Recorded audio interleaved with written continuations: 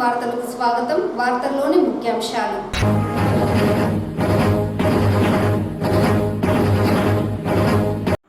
గత 5 ఏళ్ల కాలంలో వైకాపా పార్టీ అధినేత జగన్మోహన్ రెడ్డి ఆర్థిక వ్యవస్థను పూర్తిగా దెబ్బతీయడం బాధాకరం. మీడియా సమావేశంలో టీడీపీ నేతల ఆరోపణ.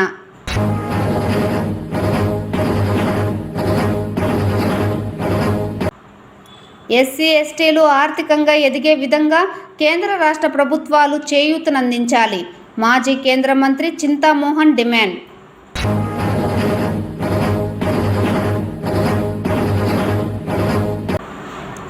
ఇంటర్ పబ్లిక్ పరీక్షల్లో భాగంగా ఫిబ్రవరి 5 నుండి 20వ తేదీ వరకు నిర్వహించే ప్రాక్టికల్ పరీక్షలను పగడ్బందీగా నిర్వహించాలి.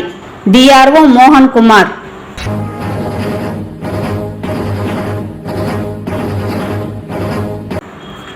సూర్య జయంతిని పురస్కరించుకొని తిరుమలలో ఘనంగా రథసప్తమి వేడుకల నిర్వహణ. మినీ బ్రహ్మోత్సవ వేడుకల్లో పాల్గొని మొక్కులు చెల్లించుకున్న భక్తులు. వార్తల్లోని వివరాలు. వైసీపీ పార్టీ అధినేత జగన్మోహన్ రెడ్డి ఆర్థిక వ్యవస్థను పూర్తిగా దెబ్బతీశారని 2019-24 మధ్య రాష్ట్రంలో ఆర్థిక విధ్వంసం సృష్టించారని టీడీపీ నేతలు ఆరోపించారు.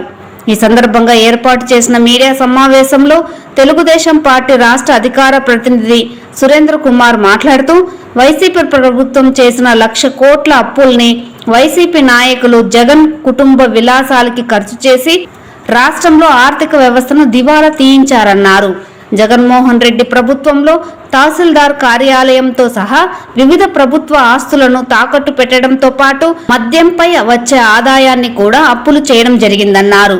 గత 5 ఏళ్ల కాలంలో దాదాపుగా 10 లక్షల కోట్ల రూపాయల అప్పులు వైకాపా ప్రభుత్వం చేయడంతో పాటు దానికి వడ్డీ రూపేణా ప్రస్తుత ప్రభుత్వం 71,000 కోట్ల కూటమి ప్రభుత్వం కట్టడం జరుగుతోందన్నారు. కేంద్ర ఆర్థిక సంఘం నిధులను జగన్ ప్రభుత్వం ముందుగానే వాడేసిందని, జగన్ రెడ్డి దోపిడీతో ఆంధ్రప్రదేశ్ ఆర్థిక వ్యవస్థ పూర్తిగా అప్పుల ఊబిలో కూరుకుపోయిందని తెలిపారు. జగన్తో పాటు ఆయన బృందంలో పనిచేసిన నేతలు ఏకంగా 8 లక్షల కోట్ల ప్రజా సంపదను లూటీ చేసినట్లు కూటమి ప్రభుత్వం ఒక అంచనాకు రావడం జరిగిందన్నారు. ప్రస్తుతం రాష్ట్రాన్ని గాడిలో పెట్టి అభివృద్ధి పథంలో నడిపేందుకు రాష్ట్ర ముఖ్యమంత్రి నారా చంద్రబాబు నాయుడు అడుగులు వేస్తున్నారని, కూటమి ప్రభుత్వం అధికారంలోకి వచ్చిన తర్వాత అవ్వాతాతలకు పెన్షన్లు పెంచి ఇవ్వడంతో పాటు మహిళలకు ఉచిత గ్యాస్ సిలిండర్లు, పేదవాడి ఆకలి తీర్చేందుకు రాష్ట్ర వ్యాప్తంగా 5 రూపాయలకే అన్నా క్యాంటీన్ ద్వారా నాణ్యమైన భోజనాన్ని అందిస్తున్నారని పేర్కొన్నారు. రాబోయే ఉగాదిలోపు రాష్ట్రంలో మహిళలకు ఉచిత బస్సు పథకాన్ని అందుబాటులోకి తీసుకురానున్నామని, మే నెల నాటికి తల్లికి వందనం, అన్నదాత సుఖీభవ వంటి కార్యక్రమాలను కూడా ప్రారంభించనున్నట్లు స్పష్టం చేశారు. ఈ మీడియా సమావేశంలో టీడీపీ నాయకులు మోహన్ రాజ్, వెంకటేష్, మేషక్, సురేష్ తదితరులు పాల్గొన్నారు. ఆ విధంగా చూసుకున్నప్పుడు 10 లక్షల కోట్లు అప్పులు చేసి సంవత్సరానికి 71,000 కోట్ల రూపాయలు అసలు వడ్డీ చెల్లింపు భారం రాష్ట్ర ప్రభుత్వం పైన పడింది. ఇది కాకుండా జగన్ రెడ్డి అధికారంలో దిగేటప్పటికీ వివిధ వర్గాలకు ఇవ్వాల్సిన బకాయిలను 1,40,000 కోట్ల రూపాయలు బకాయిలు పెట్టి దిగిపోయాడు. అందులో చూసుకుంటే కొన్ని చెప్పుకున్నప్పుడు ఫీజు రీఎంబర్స్మెంట్ బకాయిలు విద్యార్థులకు 2,532 కోట్లు, అదేవిధంగా ఇతర ఫీజు రీఎంబర్స్మెంట్ బకాయిలు 450 కోట్లు, చిన్నపిల్లలకి ఇవ్వాల్సినటువంటి అంగన్వాడీ పిల్లలకి ఇవ్వాల్సిన చిక్కీలు, కోడిగుడ్లు బకాయిలు 256 కోట్లు, వసతి దీవెన బకాయిలు 989 కోట్లు, ఆరోగ్యశ్రీ బకాయిలు 1,800 కోట్లు, ధాన్యం బకాయిలు రైతులకు ఇవ్వాల్సిన ధాన్యం బకాయిలు 1,600 కోట్లు, ఉద్యోగులకు ఇవ్వాల్సిన బకాయిలు 20,000 కోట్లు, ఇరిగేషన్ కాంట్రాక్టుల బకాయిలు 19,000 కోట్లు, గృహ నిర్మాణం బకాయిలు 7,800 కోట్లు, ఉపాధి హామీ బకాయిలు 2,100 కోట్లు. ఈ విధంగా చూసినప్పుడు 1,40,000 కోట్ల రూపాయలు బకాయిలు పెట్టి వైకాపా ప్రభుత్వం గద్దె దిగింది. తెచ్చిన అప్పులను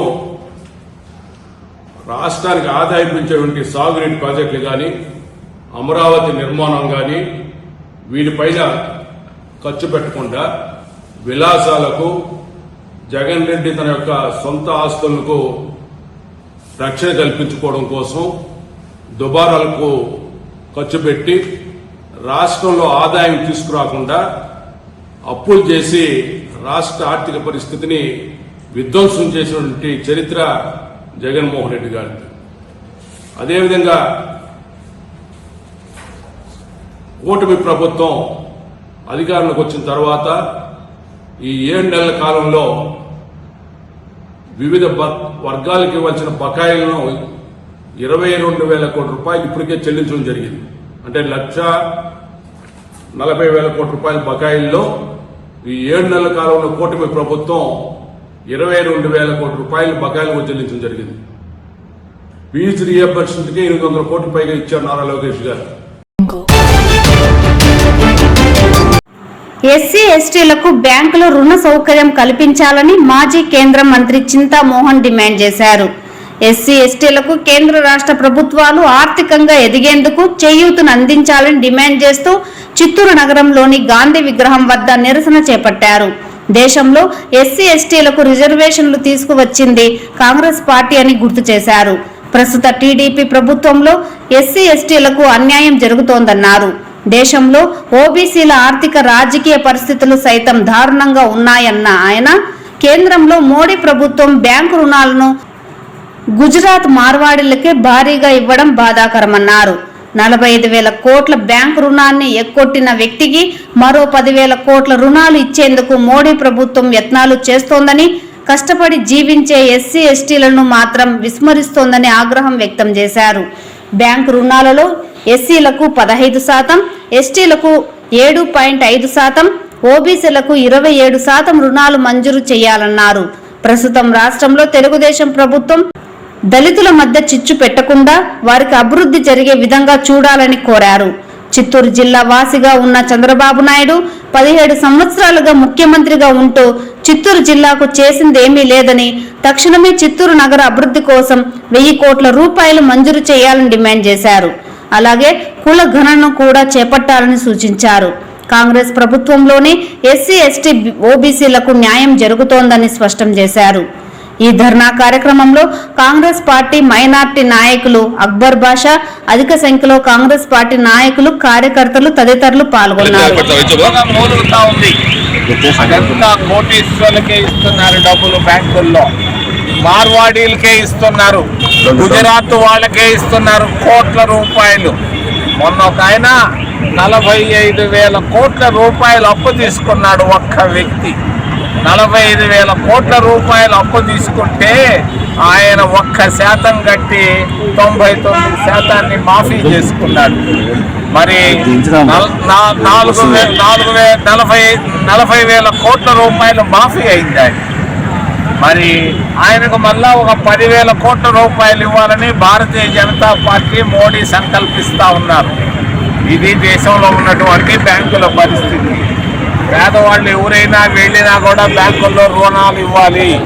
ఓబీసీలు వెళితే చదువుకున్న ప్రతి విద్యార్థికి, ప్రతి నిరుద్యోగికి, ప్రతి రైతుకి రుణాలు ఇవ్వాలని మేము కాంగ్రెస్ పార్టీ తరఫున డిమాండ్ చేస్తున్నాం. మరి ఎస్సీ వర్గీకరణ పైన మన చిత్తూరుకు వచ్చిపోయాడు ఒక ఆయన కట్టరానితనం అంటే తెలియదు. మరి అంతేకాదు ఈ రోజు ఉన్నటువంటి సెన్సస్ జనాభా లెక్కలు కూడా కరెక్ట్గా తీయలేదు. దీన్ని ఖండిస్తున్నాను. వెంటనే చంద్రబాబు నాయుడు ఈ దళితుల ముడ్డిలో ఏలు పెట్టకుండా దళితులని వదిలిపెట్టి న్యాయం చేయమని నేను చిత్తూరు గాంధీ బొమ్మ దగ్గర నుంచి డిమాండ్ చేస్తూ, ముఖ్యంగా అభివృద్ధి. మరి మొన్న నేను గుంటూరుకి వెళ్ళాను. గుంటూరులో 60,000 కోట్ల రూపాయలు ఖర్చు పెడుతున్నాడు. ఎందుకు? రాజధాని కొరకు. మరి చిత్తూరు జిల్లాకి ఏం చేసావయ్యా? 15 సంవత్సరాలు ముఖ్యమంత్రిగా ఉన్నటువంటి చంద్రబాబు నాయుడు ఒకప్పుడు చిత్తూరు, ఈరోజు చిత్తూరు. 15 సంవత్సరాల్లో నువ్వు కనీసం ఒక్క వీధినన్నా అభివృద్ధికి తీసుకొచ్చావా అని నేను అడుగుతున్నా. ఏం చేశావు చిత్తూరుకి? వెంటనే 60,000 కోట్ల రూపాయలు ఖర్చు పెట్టకుండా చిత్తూరుకి టౌన్కి ఒక 1000 కోట్ల రూపాయలు ఇవ్వాలని నేను కాంగ్రెస్ పార్టీ తరఫున చంద్రబాబు నాయుడుని డిమాండ్ చేస్తూ మరి వర్గీకరణ ఆపాలి. చిత్తూరుని, అన్ని జిల్లాలని, రాయలసీమలో ఉన్న ప్రతి జిల్లాని అభివృద్ధికి తీసుకురావాలి. అంతేకాకుండా మరి బ్యాంకుల్లో ప్రతి పేదవాడికి లోన్లు ఇవ్వాలని డిమాండ్ చేస్తూ ఏదైనా. జిల్లాలో ఇంటర్మీడియట్ పబ్లిక్ పరీక్షలు 2025లో భాగంగా ఫిబ్రవరి 5 నుండి ఫిబ్రవరి 20 వరకు నిర్వహిస్తున్న ప్రాక్టికల్ పరీక్షలను పగడ్బందీగా నిర్వహించాలని డిఆర్ఓ మోహన్ కుమార్ పేర్కొన్నారు. మంగళవారం జిల్లా సచివాలయంలోని డిఆర్ఓ ఛాంబర్ వద్ద గల సమావేశపు మందిరంలో ప్రాక్టికల్ పరీక్షల నిర్వహణ సంబంధిత అధికారులతో సమావేశం నిర్వహించారు. ఈ సందర్భంగా డిఆర్ఓ మాట్లాడుతూ జిల్లాలో ఇంటర్మీడియట్ పబ్లిక్ పరీక్షలు 2025లో భాగంగా ఫిబ్రవరి 5 నుండి 20వ తేదీ వరకు 3 విడతల్లో మొదటి, ద్వితీయ సంవత్సరానికి సంబంధించి ప్రాక్టికల్ పరీక్షలను 69 సెంటర్లలో నిర్వహించడం జరుగుతుందని, మొదటి, ద్వితీయ సంవత్సరానికి సంబంధించి 12,311 మంది విద్యార్థులు ఈ పరీక్షలకు హాజరు కానున్నట్లు తెలిపారు. వొకేషనల్ కోర్సులకు సంబంధించి ఫిబ్రవరి 5 నుండి 9 వరకు 11 కేంద్రాలలో నిర్వహించడం జరుగుతుందన్నారు. పరీక్షా కేంద్రాల వద్ద ఎటువంటి అవాంఛనీయ సంఘటనలు జరగకుండా పోలీసు వారు చర్యలు చేపట్టాలని, సకాలంలో విద్యార్థులు పరీక్షా కేంద్రాలకు ఆర్టీసీ వారు బస్సులను నడపాలని, పరీక్షా కేంద్రాలలో విద్యుత్ అంతరాయం లేకుండా ట్రాన్స్కో అధికారులు చర్యలు చేపట్టాలని ఆదేశించారు. ఇంటర్మీడియట్ ప్రాక్టికల్ పరీక్షలను సమర్థవంతంగా నిర్వహించుకునేలా సంబంధిత శాఖల అధికారులు సమన్వయంతో పనిచేయాలన్నారు. ఈ సమావేశంలో RIO Syed Moula, special officer Dayanandaraju, జిల్లా పరీక్షల నిర్వహణ కమిటీ సభ్యులు బాలసుబ్రహ్మణ్యం రాజు, నిర్మలా కుమారి, శరత్ చంద్రశేఖర్, హేమలత, వెంకటరమణారెడ్డి, చిత్తూరు డివైఈఓ చంద్రశేఖర్ మరియు ఇతర సంబంధిత అధికారులు పాల్గొన్నారు. ఆసుపత్రికి చేరుద్దాం, పోలీసులతో ఇబ్బందులు లేవు, పైగా 5,000 రూపాయల బహుమతి కూడా అందిస్తామంటూ రవాణా శాఖ ప్రమాద బాధితుల రక్షణకు కంకణం కట్టుకుంది. విస్తృత ప్రచారం నిర్వహిస్తూ ప్రజలను చైతన్యపరుస్తోంది. రోడ్డుపై ప్రమాదం జరిగితే బాధితులను మనం ఆసుపత్రికి తరలిస్తే పోలీసులు కేసులు, కోర్టులు అంటూ మనల్ని వేధిస్తారన్న అపోహ నుండి ప్రజలను చైతన్యపరిచేందుకు రవాణా శాఖ చర్యలు చేపట్టింది. అందులో భాగంగా రోడ్డు ప్రమాద బాధితులను సకాలంలో ఆసుపత్రికి చేర్చిన వారికి 5,000 రూపాయలు బహుమతి అందించనున్నట్లు రవాణా శాఖ వాల్ పోస్టర్ల ద్వారా ప్రచారం కల్పిస్తోంది. ఈ ప్రచారంలో భాగంగా ఇవాళ చిత్తూరు ప్రభుత్వ ఆసుపత్రి నందు రవాణా శాఖ ఇన్స్పెక్టర్లు శివకుమార్, మురళి, డాక్టర్ లోకేష్ ఆధ్వర్యంలో గోడ పత్రికల ద్వారా ప్రచారం నిర్వహించారు. ఈ సందర్భంగా ఎంవీఐ శివకుమార్ మాట్లాడుతూ రోడ్డు ప్రమాద బాధితులను సకాలంలో ఆసుపత్రిలో చేరిస్తే వారి ప్రాణాలు కాపాడిన వారం అవుతామని ప్రజలకు పిలుపునిచ్చారు. పోలీస్ కేసులు, లీగల్ ప్రాబ్లమ్స్ లేకుండా ప్రభుత్వం ప్రత్యేక చట్టాన్ని రూపొందించింది అని వివరించారు. ఈ చట్టం ద్వారా రోడ్డు ప్రమాద బాధితులను ఆసుపత్రికి చేర్చిన వారికి 5,000 రూపాయల బహుమతి కూడా ప్రభుత్వం అందిస్తోందని వివరించారు. చట్ట ప్రకారం వారికి ఎలాంటి ఇబ్బందులు ఉండవని వివరించారు. ఈ కార్యక్రమంలో ఎంవీఐ మురళి, డాక్టర్ లోకేష్, రవాణా శాఖ సిబ్బంది పాల్గొన్నారు. జాతీయ రహదారి భద్రతా వారోత్సవంలో భాగంగా ఆంధ్రప్రదేశ్ ప్రభుత్వ ఉత్తర్వుల మేరకు డిప్యూటీ ట్రాన్స్పోర్ట్ కమిషనర్ చిత్తూరు వారి ఆదేశాల మేరకు ఈరోజు ఈ ప్రభుత్వ హాస్పిటల్కి రావడం జరిగింది. దీనిలో భాగంగా ప్రజల్లో అవగాహన, గుడ్ అమెరికన్ దానిపైన ఒక అవగాహన కల్పించే ప్రయత్నం చేస్తున్నాము. ఈ ప్రయత్నంలో భాగంగా ఎక్కడైనా రహదారిలో యాక్సిడెంట్ జరిగినప్పుడు ఆ బాధితుడికి సహాయం చేయడానికి చాలామంది ప్రజలు సంకోచిస్తూ ఉంటారు. అంటే సహాయం చేసిన తర్వాత మెడికల్ లీగల్ కేసు ఫేస్ చేయాల్సి వస్తుందని, పోలీస్ స్టేషన్ చుట్టూరు తిరగాల్సి వస్తుందని, సాక్ష్యం కోసం వేధించబడతారని చెప్పేసి చాలామంది ముందుకు రావడానికి ఆలోచన చేస్తూ ఉంటారు. బట్ దీనికి ప్రభుత్వం ఒక చట్టం చేసింది.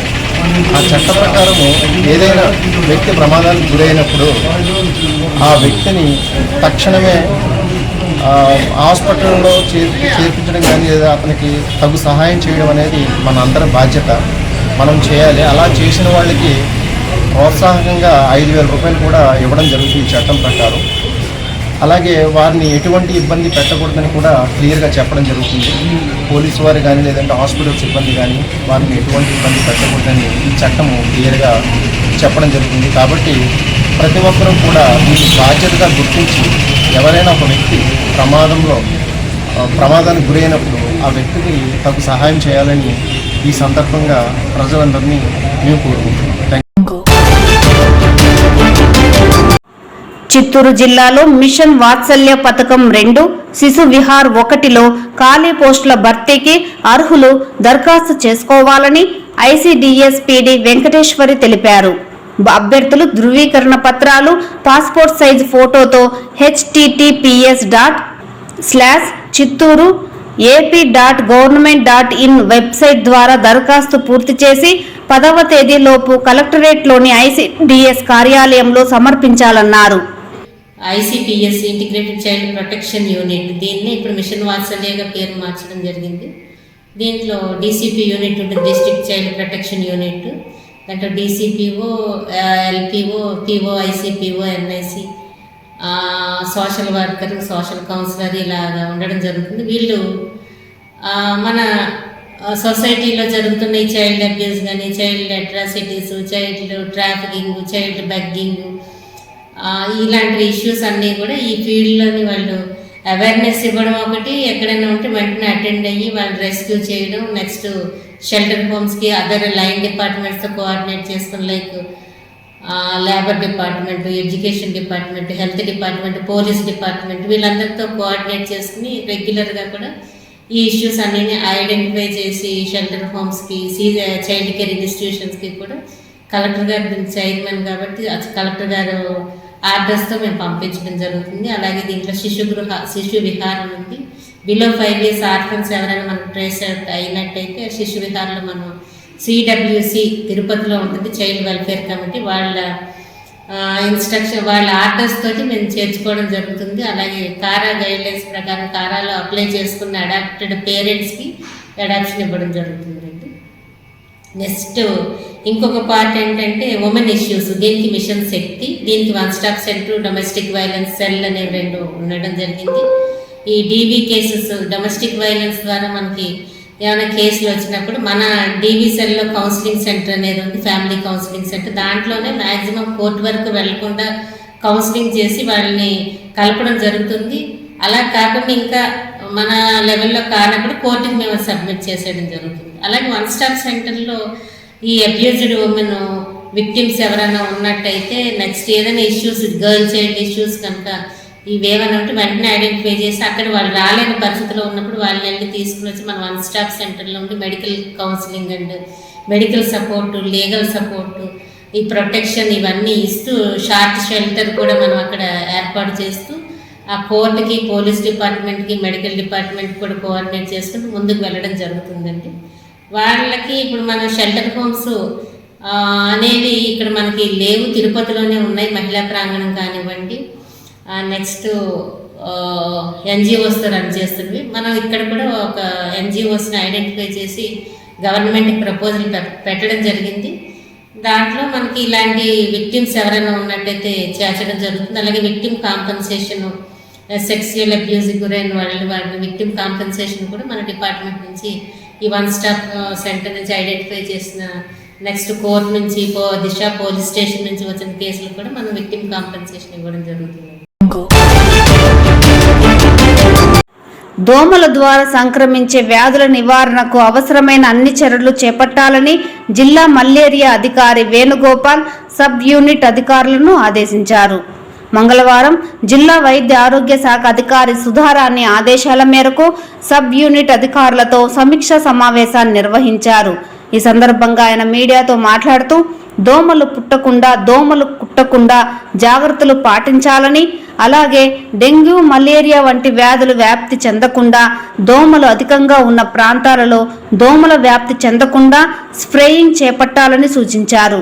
అలాగే పారామెడికల్ సిబ్బందితో మానిటర్ చేస్తూ దోమల నివారణకు తీసుకోవాల్సిన జాగ్రత్తలపై ప్రజలకు విరివిగా అవగాహన కార్యక్రమాలు నిర్వహించాలని సూచించారు. దోమ పుట్టరాదు, దోమ కుట్టరాదు అన్న నినాదంతో పారామెడికల్ సిబ్బంది ద్వారా విరివిగా అవగాహన కార్యక్రమాలను గ్రామాలలో నిర్వహించాలని సూచించారు. అంతేకాకుండా ప్రతి శుక్రవారం ఫ్రైడే డ్రై డే కార్యక్రమాన్ని పగడ్బందీగా నిర్వహించాలన్నారు. ఈ కార్యక్రమంలో ఏఎంఓ రామచంద్రారెడ్డి, సభ్యులు, అధికారులు పాల్గొన్నారు. సూర్య జయంతిని పురస్కరించుకొని మంగళవారం నాడు తిరుమలలో రథసప్తమి ఉత్సవాన్ని టీటీడీ వైభవంగా నిర్వహించింది. ప్రతి ఏటా మాఘశుద్ధ సప్తమి నాడు ఈ ఉత్సవాన్ని తిరుమలలో అత్యంత వైభవంగా నిర్వహిస్తారు. ఒకే రోజున శ్రీ మలయప్ప స్వామివారు సూర్యప్రభ, చిన్నశేష, గరుడ, హనుమ, కల్పవృక్ష, సర్వభూపాల, చంద్రప్రభ వాహనాలపై అనుగ్రహించడం విశేషం. ఈ కారణంగా ఈ ఉత్సవాన్ని అర్ధ బ్రహ్మోత్సవం, మినీ బ్రహ్మోత్సవం, ఒకరోజు బ్రహ్మోత్సవంగా పిలుస్తుంటారు. రథసప్తమి పర్వదినాన్ని తిరుమలలో క్రీస్తు శకం 1564 నుండి జరుపుతున్నట్లుగా శాసనాధారాలు ఉన్నాయి. సూర్యోదయం నుండి చంద్రోదయం వరకు వివిధ వాహనాలపై స్వామివారిని వేచేంపు చేస్తారు. అత్యంత ప్రధానమైన రథసప్తమి వాహన సేవ సూర్యప్రభ వాహనం. సర్వలోకాలకు చైతన్యాన్ని కలిగిస్తూ ఉదయించే శ్రీ సూర్య భగవానుడు తన ఉషా రేఖలను ఉదయం 6:48 శ్రీవారి పాదాలపై ప్రసరించి అంజలి ఘటించాడు. ఈ వాహన సేవ అపురూప దృశ్యాన్ని తిలకించేందుకు ఎంతో మంది భక్తులు గోవింద నామ స్మరణల మధ్య స్వామివారి వాహన సేవ వైభవంగా జరిగింది. ఈ కార్యక్రమంలో టీటీడీ చైర్మన్ బిఆర్ నాయుడు, పాలక మండలి సభ్యులు జ్యోతుల నెహ్రూ, బాక లక్ష్మి, వేమిరెడ్డి ప్రశాంత్ రెడ్డి, భానుప్రకాష్ రెడ్డి, సదాశివరావు, నరేష్ పాల్గొన్నారు.